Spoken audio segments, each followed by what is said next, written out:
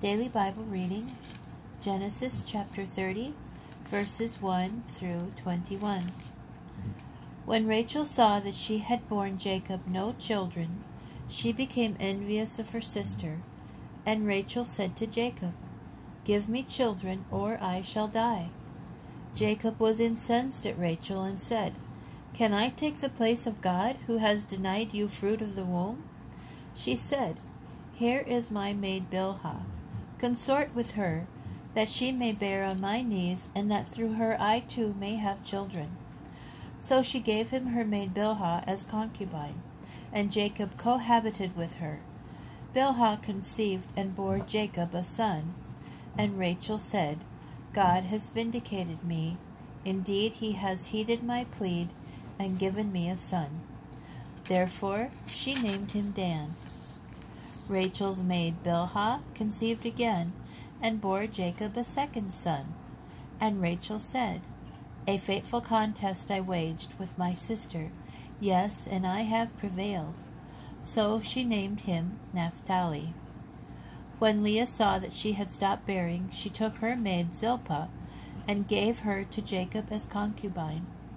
And when Leah's maid Zilpah bore Jacob a son, Leah said, "What luck!" So she named him Gad. When Leah's maid Zilpah bore Jacob a second son, Leah declared, "What fortune!" meaning, "Women will deem me fortunate." So she named him Asher. Once, at the time of the wheat harvest, Reuben came upon some mandrakes in the field and brought them to his mother Leah. Rachel said to Leah, "Please give me some of your son's mandrakes."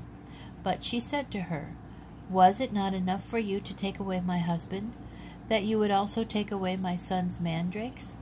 Rachel replied, "I promised he shall lie with you tonight in return for your son's mandrakes." When Jacob came home from the field in the evening, Leah went out to meet him and said, "You are to sleep with me, for I have hired you with my son's mandrakes." And he lay with her that night. God heeded Leah, and she conceived and bore him a fifth son. And Leah said, "God has given me my reward for having given my maid to my husband." So she named him Issachar.